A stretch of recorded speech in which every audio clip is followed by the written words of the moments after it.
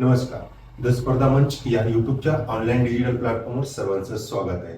आपण एक नवीन सिरीज सुरू केलेली आहे. सिरीजचं नाव आहे महाराष्ट्र राज्य शिक्षक पात्रता परीक्षा, अर्थातच TET. या अनुषंगाने आपण जी सिरीज केली आहे त्यामध्ये आपण वेगवेगळ्या पेपरचे अभ्यासक्रम पाहत आहेत. मागच्या व्हिडिओमध्ये आपण TET फर्स्ट म्हणजे पहिली ते पाचवीसाठी जो अभ्यासक्रम असतो तो पाहिलेला आहे. ज्यांनी कोणी तो पाहिला नाही त्यांनी जाऊन तो आधी पाहून या. त्यानंतर आज आपण पाहणार आहे पेपर दुसरा, 6वी ते 8वी साठी असलेला जो पेपर दुसरा आहे त्याचा आज आपण अभ्यासक्रम पाहणार आहे. 6वी ते 8वी म्हणजे ज्या ज्या शिक्षकांना, ज्या ज्या विद्यार्थ्यांना शिक्षक व्हायचे, ज्या ज्या व्यक्तींना शिक्षक व्हायचे 6वी ते 8वीचा, त्यासाठी आवश्यक असतो TETचा पेपर क्रमांक 2. क्वालिफिकेशन काय? ज्या व्यक्तींचं DED झालेलं आहे, डिप्लोमा इन एज्युकेशन, पदविका एज्युकेशन शिक्षणशास्त्रात ज्याची पदविका झालेली आहे, डिप्लोमा झालेला आहे, अशा व्यक्तींना 6वी ते 8वीचा शिक्षक होण्यासाठी TET सेकंड लागते. त्याचबरोबर अजून कोणाला देता येते? ज्यांचं BED झालेलं आहे, बॅचलर इन एज्युकेशन, ज्याची पदवी झालेली आहे एज्युकेशन मध्ये, अशा व्यक्तींना पेपर 2 देता येतो. आणि जो पेपर 2 पास होईल, पेपर दुसरा 6वी ते 8वी जो पास होईल त्याला पुढची टेट परीक्षा देता येते. अर्थातच पासिंग काय आहे त्यासाठी? यासाठी आहे 55% आणि 60% पेपरच्या, 55% आणि 60%ची पासिंग आहे. मागासवर्गीय विद्यार्थ्यांसाठी 55% आणि जनरलच्या विद्यार्थ्यांसाठी 60% असा याचा क्रायटेरिया आहे. आता त्यानंतर पाहू किती मार्कासाठी हा पेपर असणार आहे. पेपर दुसरा मध्ये प्रश्न आहे 150 गुण, 150 आहेत प्रश्न एकूण.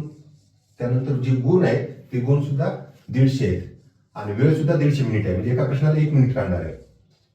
बघा, एका प्रश्नाला 1 मिनिट राहणार आहे आणि नकारात्मक गुण नाहीत. या ठिकाणी एखादा जर प्रश्न चुकला तर त्याचे फक्त त्याचे गुण वजा होणार आहेत. पडलेल्या गुणापैकी गुण वजा होणार नाहीत, म्हणजे नकारात्मक गुण नाहीत. त्यामुळे विद्यार्थ्याने सर्व प्रश्न सोडवणं या ठिकाणी अपेक्षित आहे. आपण काय म्हणलं, याची पासिंग किती आहे? 55%, 60%. याविषयी आपण पुन्हा बोलणार आहे, म्हणजे पास कसं व्हायचं काय नाही.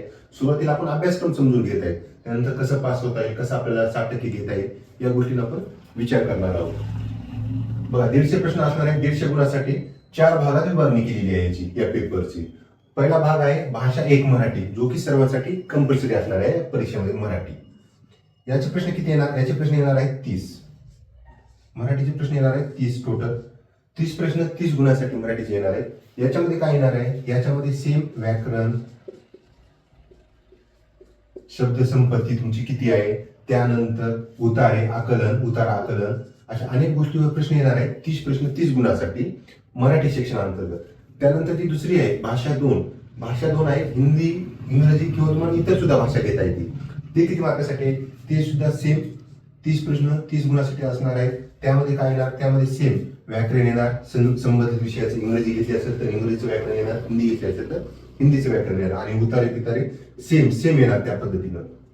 त्यानंतर बालविकास आणि शिक्षणशास्त्र, बालविकास आणि शिक्षणशास्त्र, बालकाच्या विकासाचे विविध टप्पे, त्या अनुषंगाने या ठिकाणी अध्यापन आणि अध्ययनशास्त्राविषयी, शिक्षणशास्त्राविषयी या ठिकाणी वेगवेगळे प्रश्न येणार. ते सुद्धा तुम्हाला 30 मार्काला असणार, 150 पैकी 30 मार्काला. या ठिकाणी अध्यापन पद्धती, अध्ययन आणि अध्यापन, या ठिकाणी अध्ययन आणि अध्यापनावर 30 प्रश्न असणार आहेत. त्यानंतर सर्वात महत्वाचं म्हणजे शेवटचा भाग 30, 60, 90. 150 पैकी 90 गुण या ठिकाणी झालेले आहेत. टोटल राहिलेले त्या ठिकाणी 60. आता 60 गुणासाठी काय आहे? सामाजिक शास्त्र किंवा गणित व विज्ञान. ज्या व्यक्तींचं BA झालेलं आहे, BA बॅचलर इन आर्ट सोबत DED किंवा BED झालेलं आहे, अशा व्यक्तींसाठी सामाजिक शास्त्र विषय निवडता येणार या ठिकाणी. सामाजिक शास्त्र.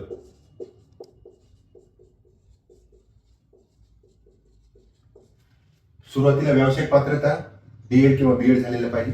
त्यानंतर डिग्री ज्यांची BA झालेली आहे, BA बॅचलर इन आर्ट, अशा व्यक्तींना सामाजिक शास्त्रामध्ये TETचा पेपर दुसरा देता येतो, सामाजिक शास्त्र. याचे 60 प्रश्न असतात.